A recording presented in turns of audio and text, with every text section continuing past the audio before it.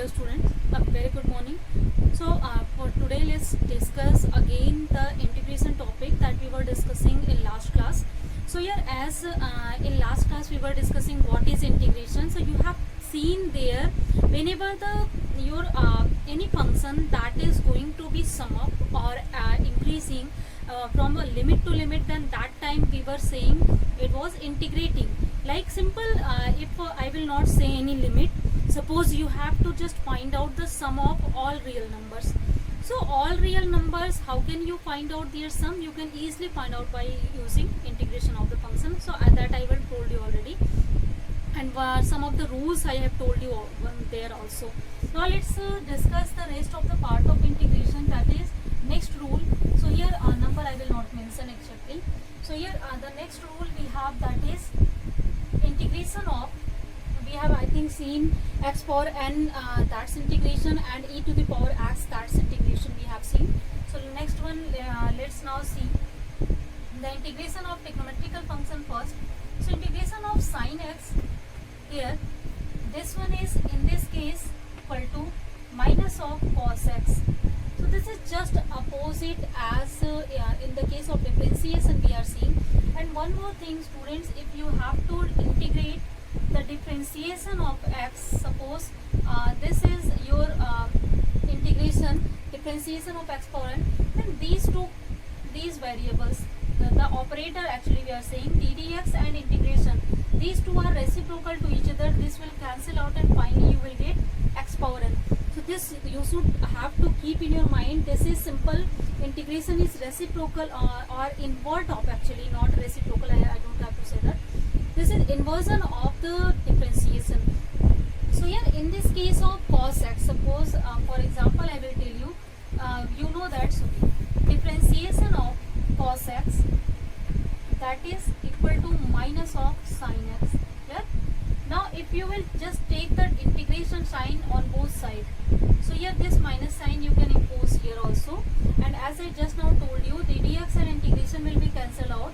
Then the integration of sin x with respect to x, that will be minus of cos x, because this is cancelled out. Then here cos x you will have only, this is equal to integration of sin x dx.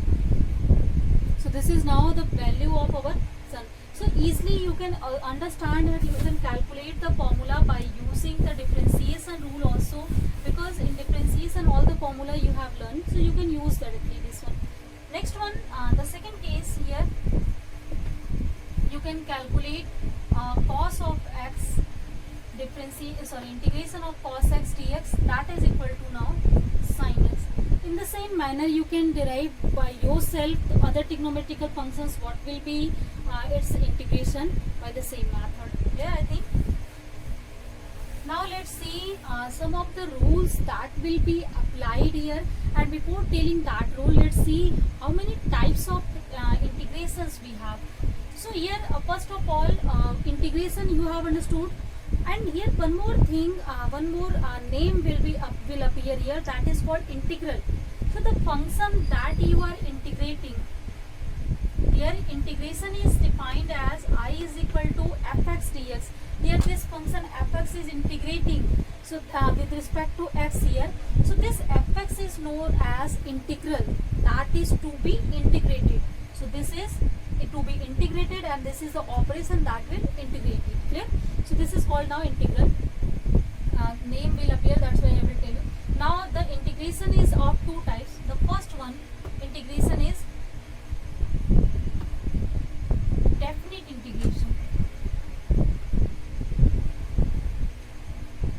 So what is definite integration, and second one, indefinite integration. Indefinite integration. So here what are the differences between these two? So by name, first of all I will say you about indefinite integral. Whenever no limit is mentioned, means you don't know up to which you have to take the sum.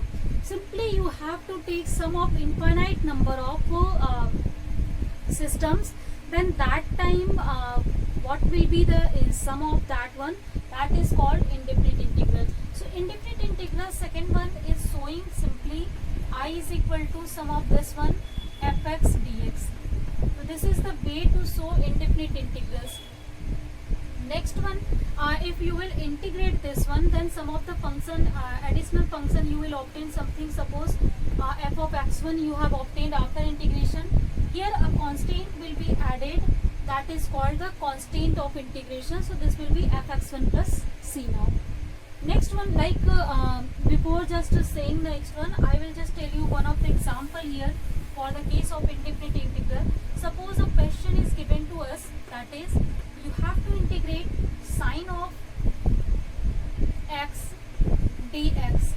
So simple, this sign is given to you. This means indefinite integral, no definite thing is given.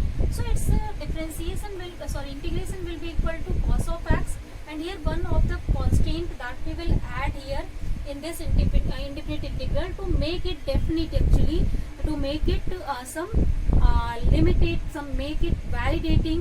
That's why we are adding this constant. That constant is depending on the primary situation of the function. That suppose some of the particle has started to move from the origin. So at t is equal to 0, what was its position? If x is equal to 0 was its position, then that time we can utilize that primary condition here. That is also called boundary conditions, primary condition, limiting condition. That helps us to calculate this value of c, and after that our integration will be completed. Okay? Now let's see the first type of integration, that is definite integration. So definite integration is that one in which some of the values are mentioned here. Suppose our integral, or we have to take sum of such kind of particles that has value 0 to 10. Suppose I will give you a function y is equal to x square, and where x is varying from, suppose x is greater than 0 or equal to 0, and it is varying up to 10. So this is a limit is given to us for the x only. We can keep x value from 0 to 10, not exceeded from this one, not less than this one. So we can keep only this one. Now this is a finite way to take the sum. It will provide you a definite sum, definite value after the summing these one. Like in the place of x you will write 0 square plus 1 square plus 2 square up to 10 square, and you will solve that one, and that will provide you the value of the sum of such kind of functions over this integral or over this finite limit. So these are known as two extreme points up to which we have to keep the values from which, that are called the limits of integration. And this type of integration is known as, now definite integration. Clear? Where we have some of the values, and here in this one, this one a2 that you are seeing in upper part, that is called higher limit, and this a1 that is you are seeing in lower part, that is called lower limit. So this is higher limit, this is lower limit. We are sometimes we are also called, this is upper limit, this is lower limit. So you can use both of the words. Now let's see one example of this kind of question. One thing or more, don't be confused, formula will be same, only integration will be definite or indefinite, and also in this case no constant will be added after integration, because constant we were adding actually to validate our function, because that was indefinite, that was not known by us, and indefinite quantities cannot be defined. So to make it definite, to define it, we are adding a constant there for the integration. Clear? So here as just now I have given you one example, y is equal to x square, the function you have, and this function is varying from 0 to 10. So let's integrate it. So integration of this function y dx, the limit is 0 to 10, this will be lower limit, this will be upper limit. So 0 to 10 you will write this one. The next line you will write 0 to 10 x square dx here, and later if you will integrate by the formula, as we have seen, x power n dx, its formula is x power n plus 1 upon n plus 1. Let's utilize this one here. So here you can just write down now x power 2 plus 1 upon 2 plus 1. And here one more thing, after integration you have to take with bracket, then you have to again put your limits here. So this is now upper limit, this is now lower limit. Here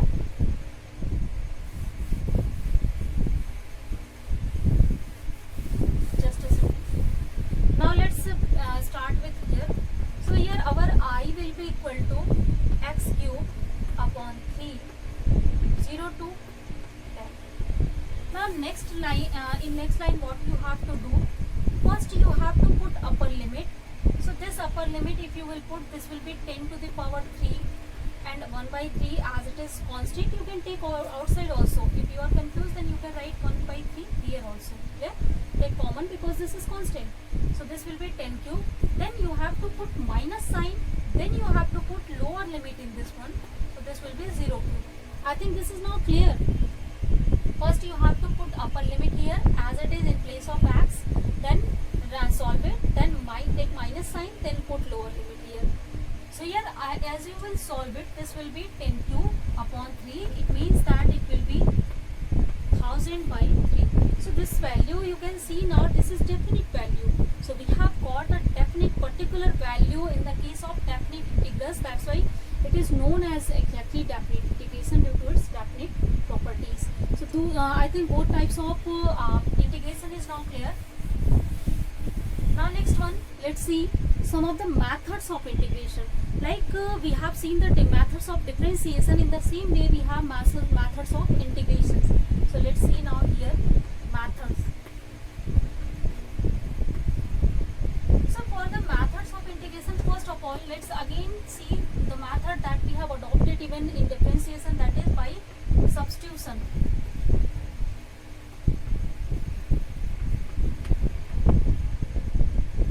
So in the case of substitution, what you have to do? I will just show you this by an example. Suppose the example is sine of 4x dx. This you have to integrate. Then you cannot now integrate simply by the rule that you have adopted. In this case also the function, first function, second function rule I will not tell you. Here simply take in substitution put or suppose that here definite integration I will suppose they give you. This is 0 to pi by 2. Suppose this is the value is given as a definite integration. Both one I will tell you. Actually in definite integration, first you are doing indefinite, then you are making it definite by putting the limits here. So put first of all 4x is equal to now t. So if you will put 4x is equal to t, then x will be equal to t by 4 from here. And if you will just find out dx by dt from here, so this will be equal to 1 by 4 and dt by dt. I think this is now clear. And next one line, as dt by dt is equal to 1, so this will be equal to, now I will just write here also. So in this case, as we have put x is equal to 4x is equal to t. So we have obtained dx by dt, its value is equal to 1 by 4. From here you can put calculate the value of dx. So this dt will be multiplied here, this is dt by 4. So in the place of dx we will put dt by 4.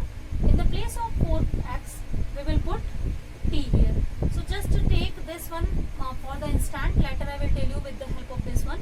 So first of all, if you will put the value, this is now sine of t, and in the place of dx it will be dt upon 4. So 1 by 4 again in the same way like in differentiation, constant we were taking outside.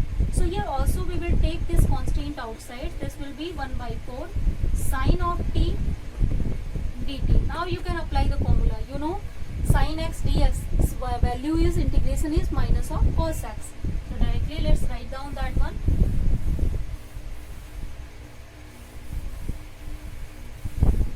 So here the integration of this one, now finally it will be 1 by 4 minus of cos t. Yeah. Now as we have kept the t, that's value was equal to 4x, that was t, we have taken the substitution. Let's again use the same value. This will be cos of now 4x in the place of t and upon 4. So this is the answer of integration for our question now. Now let's see the next one. When we have added one of the limit there, this is indefinite integration. Let's take the definite integration also. So for definite I have told you the same example, that is sine of 4x dx. This was from 0 to pi by 2 and we have put 4x is equal to t. So let's change limit also. Whenever you will put substitution here, means you will change your variable into another one. You have to also change the limit, because this is the limit for x, not for the t.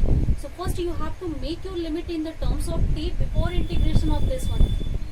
So in this case, if you will put lower limit, so for x is equal to 0, t will be, if you will put x is equal to 0, obviously t will be 0 here. Next one, if you will put x is equal to pi by 2, here I will tell you, x is equal to pi by 2. So according to this one, if pi by 2 you will just put here pi by 2. So this is now 2 pi. So t is equal to 2 pi. Now our limit is what? That limit is going to be converted. Now in the place of 4x you will write t. In the place of dx you will write dt by 4. In place of this limit you will put 0 to 2 pi. This is now converted as a whole in t. So just keep this one in your mind whenever you are working with the finite integration. Not indefinite integration is not actually the problem. When definite integration will come, then you have to keep these factors in your mind whenever you are using substitution method. This limit should also be changed according to your value that you are putting. Okay. Now if you will solve, then the same one you will got, and here as I told you, just keep it in bracket form, and that time write down the limit here. So here the limit was 0 to 2 pi 4t we have kept. Now in another one, first what you have to do, you have to now, you don't have to write here 4x. First of all, in next line you will just take 1 by 4 as it is. Minus sign you can take outside also. Now it will be, if minus sign will taken outside, this will be cos t 0 to 2 pi. Let's put now the upper limit. So upper limit is 2 pi. In the place of t we will put first of all 2 pi, then we will keep minus sign, then we will put lower limit. So in the place of t if you will put 0, this will be cos of 0. Now if you will see what is the value of cos 2 pi. So cos 2 pi, its value you know that is equal to cos 0. So that means that here its value is 1, its value is also 1, both will be cancelled out, and finally we will have 0. Now you can see what is the difference in definite and indefinite integral. In indefinite integral, when we haven't kept any value, we were getting some of the integration, but now in definite form we are not getting any kind of integration. So in this case we are getting 0. If you will change the limit according to that one, this value of integration will change automatically. So our first method is method of substitution. The next method is second method, that is by parts. We are saying it methods of by parts. So what is the by part method? By part method is to just integrate some of the functions that are in product form actually.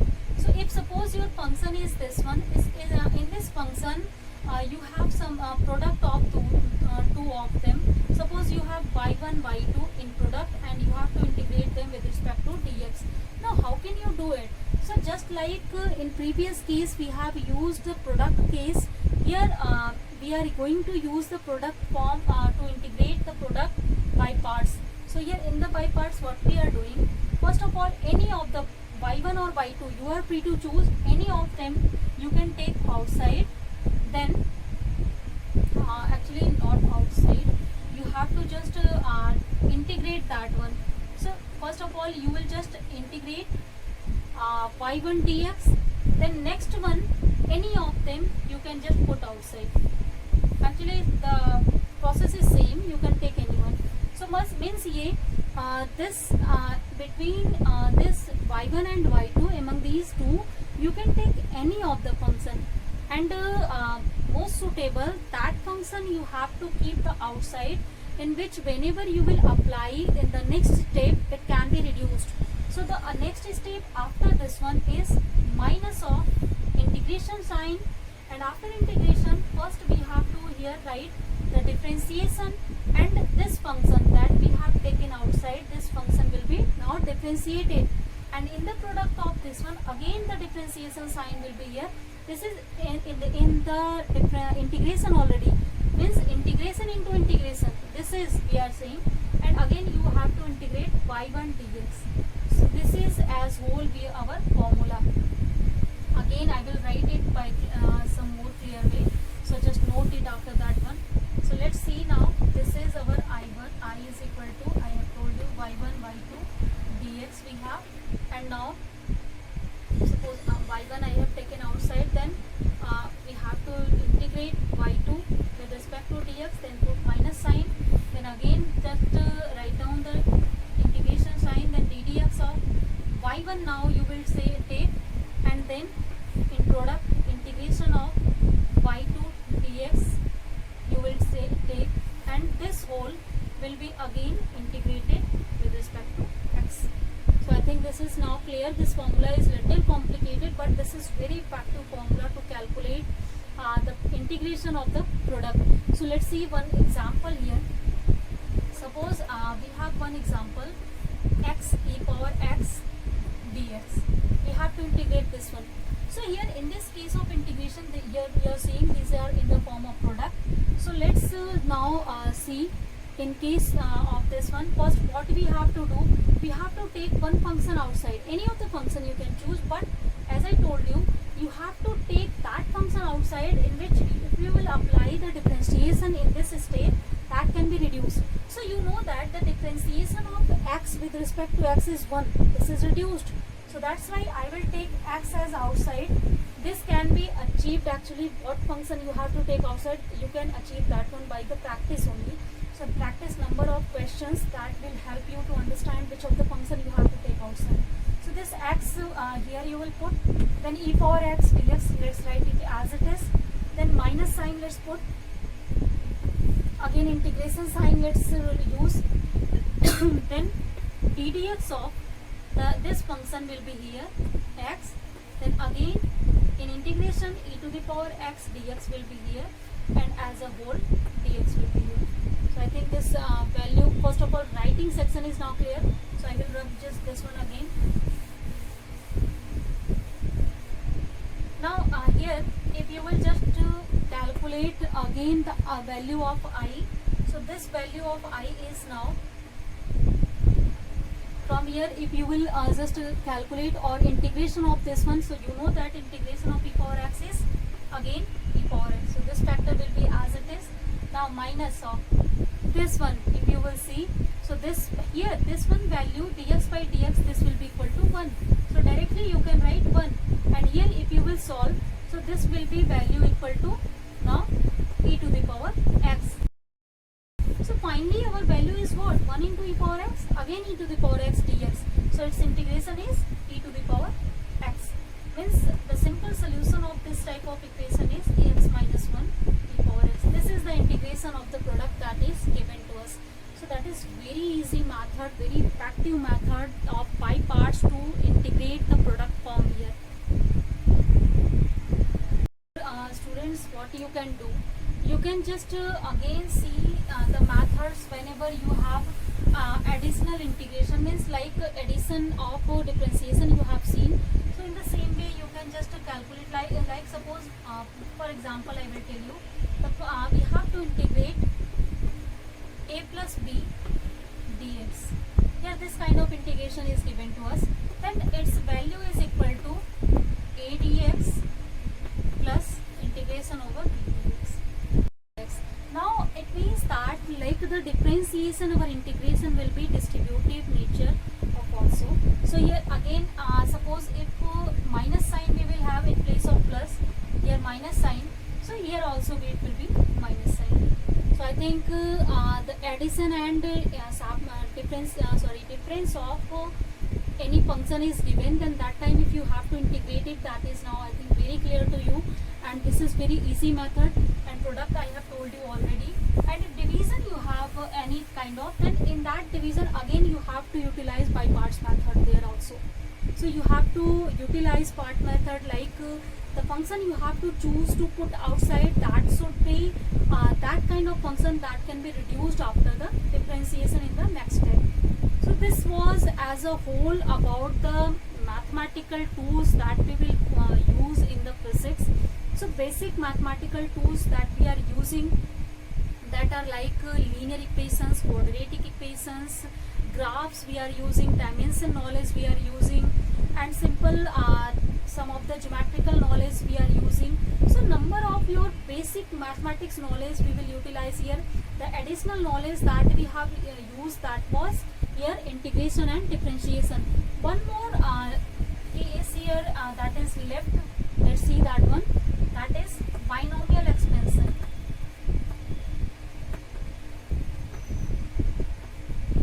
This is the last one that we will see in the mathematical tools, and after that one we will start our next chapter. So in the case of binomial expansion is what? Suppose we have a function that is of type x power a to power n. So this kind of function, this is called actually power series. So here whenever you have something like, if n is starting to vary from 0 to infinite, so suppose, then that time x plus a power 0 we will have, x power a plus 1 we will have, x power a plus 2 we will have, all these will be sum up. Then that time how can we expand this kind of series? So this is expansion of series we are doing by using binomial expansion, and according to the binomial expansion, this one is equal to 1 plus n minus 1 1 factorial 1 x power here and we are using. So in the same way you can move further, and again you can just adopt the same rule. Here it means that actually I think here also we will have only n. In next line it will be n minus 1 upon factorial 2 x power n minus 1 into a we will have, and in the last line we will again have n a to the power n. So this is our last point. So this is the way in which we can just expand our series. Then we can take the addition of this one, we can solve this one. This is called binomial expansion. And in the case of binomial expansion, exactly one case we are seeing here. The case is that whenever your x is much greater than a, in this case binomial expansion can be limited, and that is called first order binomial expansion. Order is what? Actually this n is called order.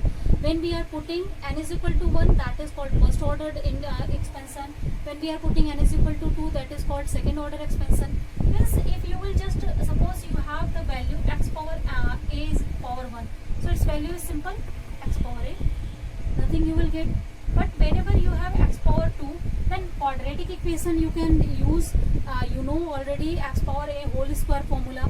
Similarly x power a cube, that's formula you know. But what will be if I will give you x power 4, x power 50, x power 100, x power 1000, x plus a power 1000, that time the formula that you are knowing in the case of quadratic like x power a whole square, x power a whole cube, that will not help you. So for that time binomial expansion is helping us. Exactly binomial expansion is just a combination of these kind of all rules that we have understood already in previous classes, like x plus a whole square you have understood, x plus a whole cube you have understood, yeah, its expansion is this one. Like x power a whole square is x square plus a square plus 2ax, x power a whole cube is x cube plus a cube plus 2ax a plus x. So such kind of theory you have understood that one. But here this is the general theory, that is called binomial expansion. That was a part of binomial expansion. Clear? So only first order binomial expansion we are saying whenever this condition is satisfied, and in this satisfying condition what we are doing exactly, we are taking this a as common. So if you will take a as a common, so this will be a power n whole, it will be come out to the this one. So here it will have x power a plus 1 this power n, or we can write it in another form, that will be a power n 1 plus x power a power n. Now whenever this condition is satisfied, actually in this case this condition should not be, just opposite condition will satisfy this one. If a is much greater than x, means here in this case if you will see x by a, then if denominator is much greater than numerator, then that time whenever you will put the square cube, that will be more smaller. So to just reduce that smaller quantity to write, because we can neglect the smaller numbers, and a smaller number square is again more smaller than that number. So that's why we can neglect that, and that neglection is known as first order binomial expansion. And in this binomial expansion, simply this n will come here, we will multiply it, and it will be nx by 3. So this is our binomial expansion, that is called now first order binomial expansion. So I think student, binomial expansion is now clear, and how can we expand or use first order binomial expansion, and in which condition we can use. This denominator should be greater than this numerator, then we can use it. And later in physics, at number of places we will use this formula. Like in gravitation, I will use this one. So that's why I have told this one. Yes. Now, student, I think the mathematical tools that you have understood, that will help you a lot to understand physics. So let's discuss our chapter